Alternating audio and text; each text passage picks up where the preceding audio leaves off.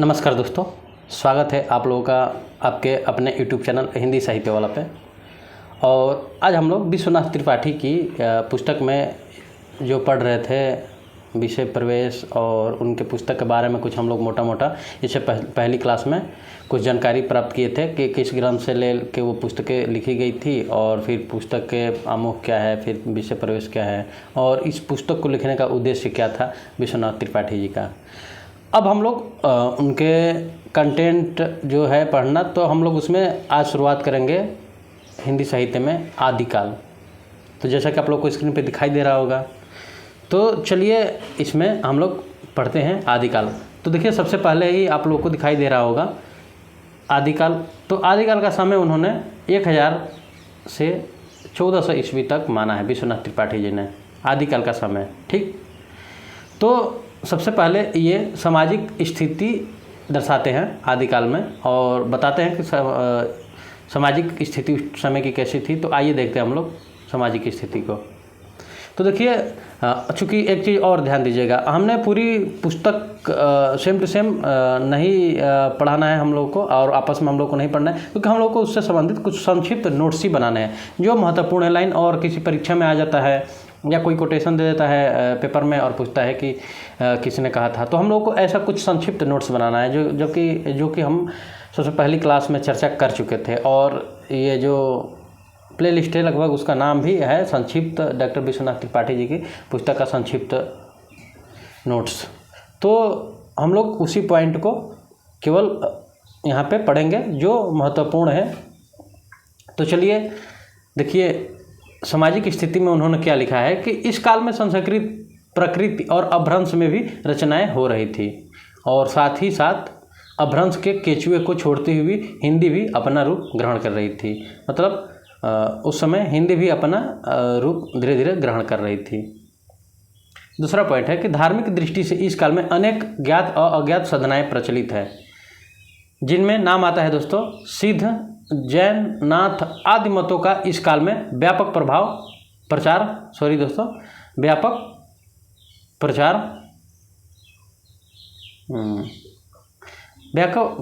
प्रचार किया गया। इनका साहित्य भी प्रचुर मात्रा में उपलब्ध है।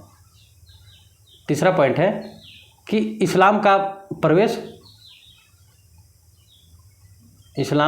प्रवेश हो चुका था, किंतु उसका प्रभाव साहित्य पर आदिकाल के अंतिम चरण के प्रसिद्ध कवि अमीर खुसरो में ही दिखाई पड़ता है। संदेश रासक का रचयिता अदहमाड़ अपने नाम से इस्लाम धर्मावलंबी ज्ञात होता है, किंतु उसकी रचना पर इस्लाम का प्रभाव नहीं के बराबर है। आगे हम लोग बढ़ते हैं, और उन्होंने सामाजिक स्थिति के बाद दूसरा जो अपना लिखते हैं दूसरा टॉपिक, तो वो है सिद्ध कवि। तो चलिए सिद्ध कवियों के बारे में हम लोग जानते हैं। तो सबसे पहला पॉइंट है कि सिद्धों का संबंध ब्रजयान से था। ब्रजयान शाखा जो थी दोस्तों, और उनकी संख्या 84 बताई गई है सिद्धों की। तो ये महत्वपूर्ण पंक्ति है, आप लोग चाहें तो नोट भी कर लीजिए कि किससे संबंध था सिद्धों का, तो ब्रजयान से, और उनकी संख्या कितनी है, तो 84। प्रथम सिद्ध सरहप्पा सहज जीवन पर बहुत अधिक बल देते थे। ये दोस्तों जो सिद्ध परंपरा कहते हैं, इन्होंने सहज जीवन पर बहुत अधिक बल दिया है। इन्हें सहजयान का प्रवर्तक भी कहा जाता है। तो ये क्वेश्चन ये हो सकता है कि सिद्ध सरहप्पा जो प्रथम सिद्ध थे सिद्ध परंपरा में, सरहप्पा जो थे, इनको सहजयान, देखिए ये रहा जो सहजयान का प्रवर्तक भी कहा जाता है। तो सहजयान का प्रवर्तक किसे कहा जाता है, तो सरहप्पा को। अगला है कि सिद्धों ने नैरात्य में भावना, काया योग, सहज, शून्य तथा समाधि की भिन्न भिन्न अवस्थाओं का वर्णन किया।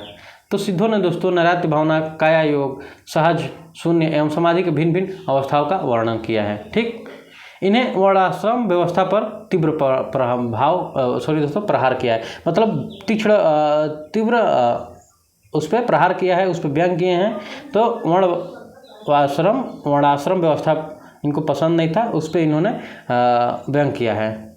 आगे हम लोग बात करेंगे, इन्होंने संध्या शैली, देखिए ध्यान दीजिए, इन्होंने संध्या शैली में रचनाएं की।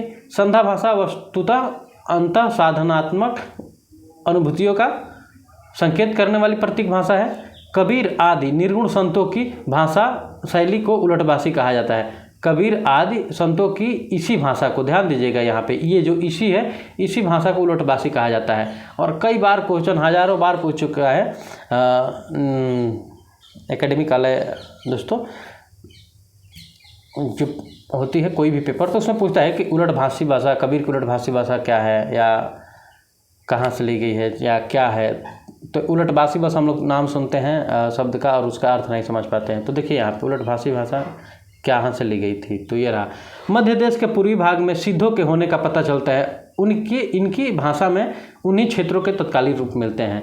तो दोस्तों सिद्धों का होने का पता मध्य देश के पूर्वी भाग में पता चलता है। ठीक, तो ये रहा कुछ पॉइंट सिद्ध कवियों के संबंध में। आगे हम लोग अब देखेंगे नाथ कवि। नाथ कवि जो गोरखनाथ जी संप्रदाय के हैं और अपने वर्तमान प्रधान जो सीएम हैं, चीफ मिनिस्टर, मुख्यमंत्री अपने उत्तर प्रदेश के, वो भी नाथ परंपरा से है दोस्तों। तो आप लोग एक ज़्यादा सोचने की ज़रूरत नहीं है कि कैसे क्या थे, आप लोग सीधे सीधे हमारे सीएम को देख सकते हैं। आप लोग ये भी नाथ परंपरा से है, नाथ पंथ से है। तो देखिए शुरुआत यहाँ से होता है दोस्तों, यहाँ पे इस पंक्ति में कि नाथ पंथ में गोरखनाथ शिव के रूप माने जाते थे। जो गोरखनाथ नाम आता है दोस्तों, वो शिव के रूप माने जाते हैं। गोरखनाथ ने पतंजलि के योग को लेकर हठ योग का प्रवर्तन किया। तो ये महत्वपूर्ण पंक्ति है। गोरखनाथ ने पतंजलि के योग को लेकर हठ योग का प्रवर्तन किया और ब्रह्मचर्य, वाक्य संयम, शारीरिक मानसिक शुचिता तथा मधमास के त्याग का आग्रह किया। तो आप लोग ये पॉइंट नोट कर लीजिए, ये भी बहुत महत्वपूर्ण है। अगला जो पॉइंट आता है कि ब्राह्मणों के कर्मकांड। देखिए, ब्राह्मणों के कर्मकांड एवं वर्णाश्रम व्यवस्था पर उन्होंने तीव्र प्रहार किया। उनका सिद्धांत था, ये सिद्धांत दोस्तों बहुत महत्वपूर्ण है, उनका सिद्धांत था जोई जोई पिंडे सोई ब्राह्मणे, अर्थात जो शरीर में है वहीं ब्रह्मांड में है। तो ये रहा एक पॉइंट।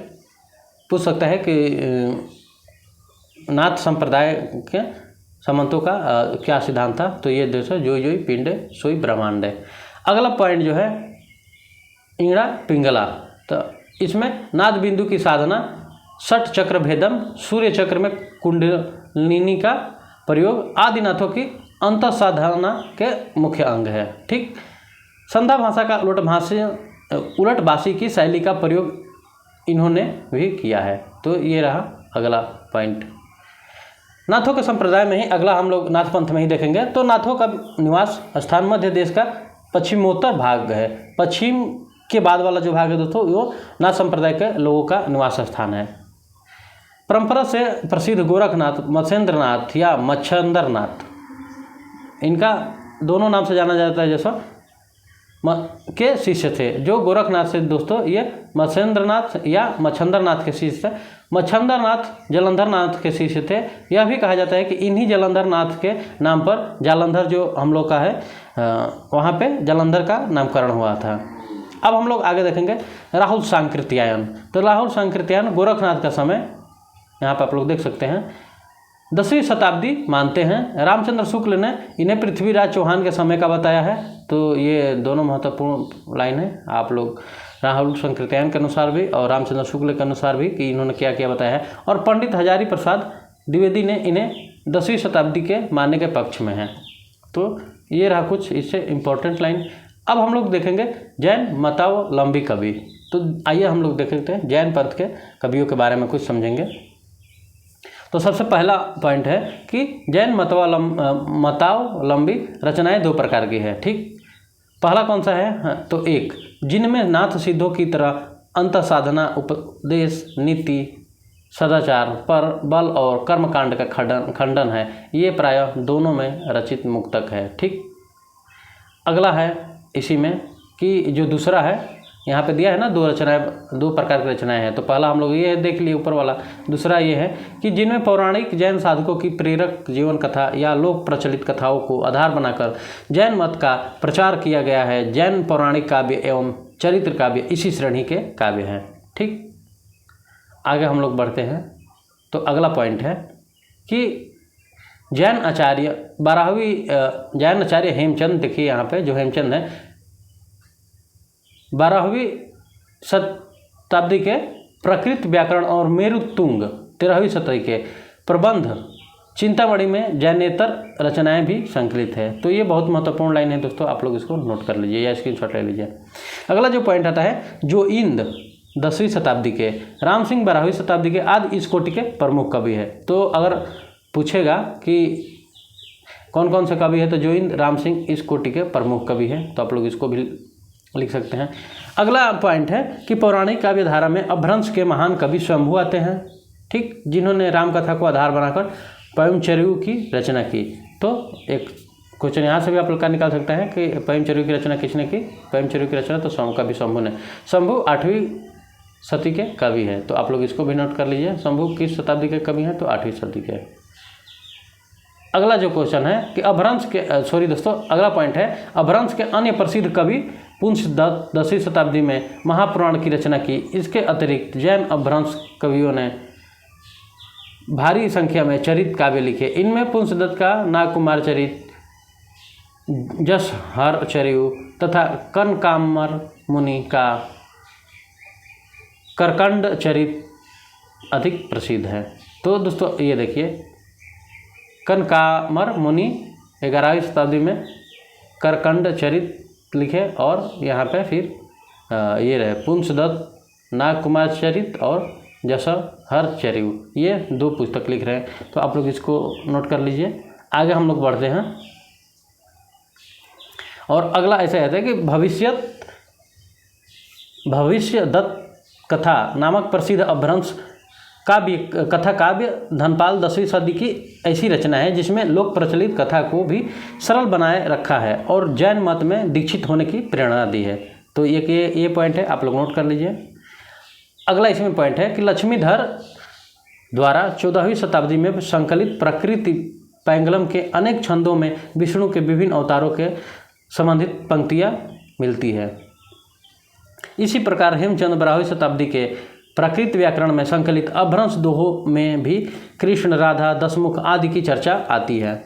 इससे अनुमान किया जा सकता है कि इस काल में साहित्य में विष्णु के विभिन्न अवतारों को लेकर प्रचुर मात्रा में रचनाएं हुई थी जो अब उपलब्ध नहीं है, ठीक। और अगला पॉइंट देखिए, संदेश राशक का महत्व इससे भी आंका जाना चाहिए कि वह किसी भारतीय भाषा में रचित इस्लाम धर्मावलंबी कवि की प्रथम रचना है। तो भारतीय भाषा में रचित इस्लाम धर्मावलंबी की प्रथम रचना है। तो दोस्तों ये संदेश राशक 3 प्रकरणों में विभाजित है, 223 छंदों का संदेश काव्य है। तो ये ध्यान रखिएगा कि संदेश राशक कितने क्रम में है? तो 3 क्रम में, और विभाजित 223 छंदों में, 223 छंदों का संदेश काव्य है। अगला पॉइंट है कि राउरवेल, ये पूछता है दोस्तों, कई बार पूछ चुका है। राउरवेल का रचयिता रोड़ा नामक कवि हैं, रोड़ा नामक, ठीक, जिसने किसी राजा के अंतःपुर में रहने वाली विभिन्न प्रदेश की रानियों का वर्णन किया है। तो एक पॉइंट ये नोट आप लोग कर सकते हैं। अगला पॉइंट है कि प्रकृति पैंगलम ने विद्याधर द्वारा रचित किसी राजा, संभवतः जयचंद की, एवं अनुमानतः शांगधर द्वारा रचित हमीर की प्रशंसा में लिखे पद मिलते हैं। तो प्रकृति पैंगलम में क्या क्या मिलता है? तो जयचंद की, अनुमानतः शांगधर द्वारा रचित हमीर की प्रशंसा लिखे पद मिलते हैं। तो ये एक पॉइंट हो सकता है। आगे हम लोग देखेंगे कि हेमचंद के प्रकृत व्याकरण में अपभ्रंश के जो दोहे संकलित है उनमें एक तो यह बात स्पष्ट हो जाती है कि दोहा उस समय का लोक प्रचलित छंद था, ठीक। दूसरे कि वीरता और श्रृंगार नीति विषयक दोहों में रचित कृतियाँ भी लोकप्रिय थी। इन दोहों की अभिव्यक्ति इतनी निश्चल और सहज है कि इन्हें लोग साहित्य की कोटि में रखा जा सकता है। तो दोस्तों ये रहा आज का क्लास आदिकाल से संबंधित, और हम लोगों ने जिसमें स्टार्टिंग में सामाजिक स्थिति, सिद्ध कवि, नाथ कवि और जैन कवियों के बारे में कुछ पढ़ा और उन पंथ के बारे में जाना, और कुछ बहुत ही महत्वपूर्ण लाइनें रही जो इसमें। अब हम लोग अगली क्लास में आदिकाल से संबंधित ही आगे पढ़ेंगे, जिसमें वीर गाथा काल और उससे संबंधित बारे में जानेंगे, और फिर आदिकाल से संबंधित कुछ प्रमुख विशेषताएं जो है उसके बारे में जानेंगे। तो दोस्तों आज की क्लास हम लोग यहीं पे समाप्त करते हैं। मिलते हैं आप लोगों से अगली क्लास में एक नया टॉपिक वीरगाथा काल के साथ डॉक्टर विश्वनाथ त्रिपाठी जी की बुक से जो संबंधित है। ठीक, तो आज की क्लास यहीं पर दोस्तों समाप्त करते हैं। आपको वीडियो अच्छी लगी तो आप लोग चैनल को लाइक, सब्सक्राइब और शेयर कीजिए और अपने दोस्तों को भी इन्वाइट कीजिए। दोस्तों धन्यवाद। दोस्तों मिलते हैं आप लोग से अगली क्लास में, तब तक बाय बाय।